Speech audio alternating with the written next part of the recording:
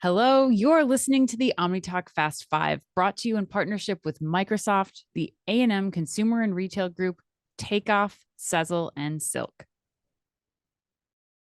All right, let's go into headline number 5. So, Victoria's Secret wants to make finding the perfect bra easier. According to a press release, Victoria's Secret announced it is introducing a new technology to help customers easily find the right size when shopping on the Victoria's Secret app for their favorite Victoria's Secret and Victoria's Secret pink bras. Now, in partnership with Verifyt, the world's leading fit technology provider and creator of Verifyt, spelled Verifyt, registered trademark, customers will be able to leverage the 3D scan technology to receive personalized bra size recommendations with no measuring tape needed. Said Chris Rupp, Victoria's Secret's chief customer officer, quote, "We are thrilled to offer this new technology to our customers to give them even more confidence when buying their favorite Victoria's Secret and pink bras," end quote.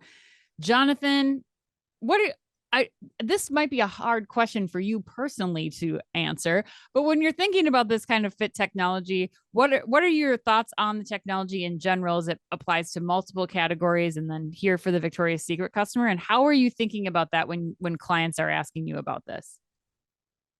Yes, I mean, in a way, this is somewhat related to the topic we just talked about, right? Which is using a kind of a virtual and augmented reality technology in some way to either enhance the design process at the start, or I actually think in this case, to reduce the returns process at the end, right? Yep. So it's just taking a kind of difficulty point away for the consumer. And I think the other thing that makes it, I think, particularly relevant in this category, and as you correctly point out, Anne, I speak from the point of view of a consumer researcher rather than a user, but I've done quite a lot of research in this sector with consumers. And the one thing we do know that for a retailer of this type, if they get intimates right, then they drive an awful lot of loyalty across the rest of the range. Right. So I can kind of see the quite strong kind of loyalty building it will drive. And like I said, improving the economics of e-commerce through reduced returns. The other thing I think for Victoria's Secret that it does is it sort of emphasizes for them their functional benefits of the brand, as well as the sort of fashion indulgence elements of the brand. And that can't be a bad thing for them, you know, giving them sort of more legs to the stool. Yes. In terms of that attribute. So I can kind of see it, and I can see it particularly in this sector. I guess the only thing I'm fearful of is when Tommy Johns start doing it for us guys. Hey, Savage by Fenty is already doing it for the men. Amazon's doing it for t-shirts.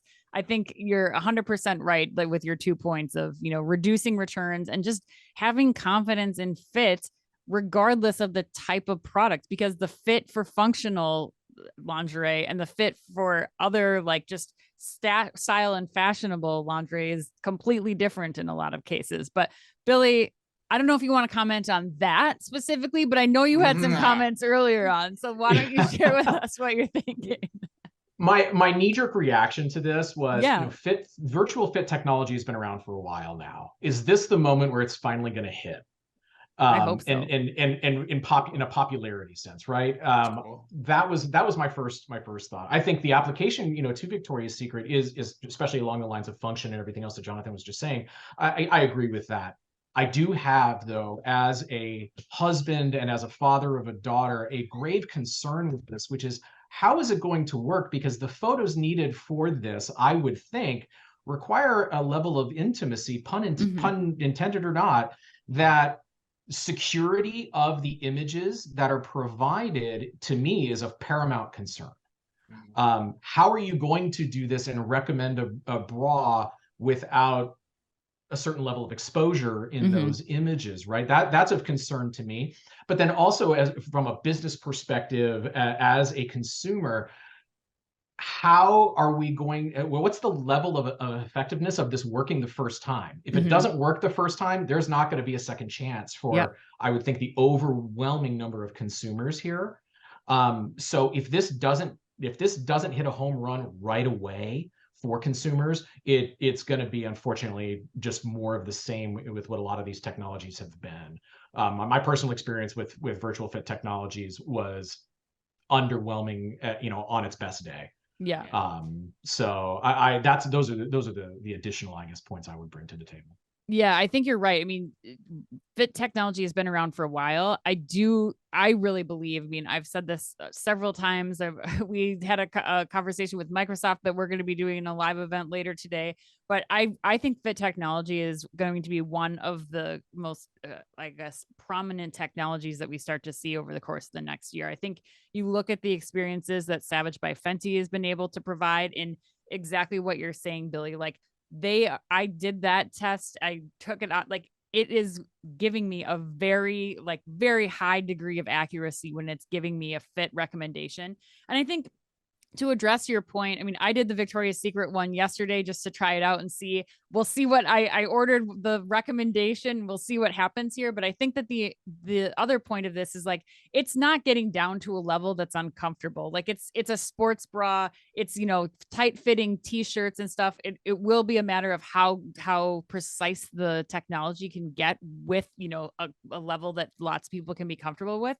But right now, the alternative is a complete stranger coming in and measuring you with no shirt on. Like, this is it. Like, that's an awful experience. It's not good right now. You're not getting good recommendations. So I think that the fit technology experience can only go up from here. And I think with Chris Rupp at the helm over there, like, she loves to test things. We saw her doing all kinds of experiments at Albertsons. So I'm excited to see what else she starts to do.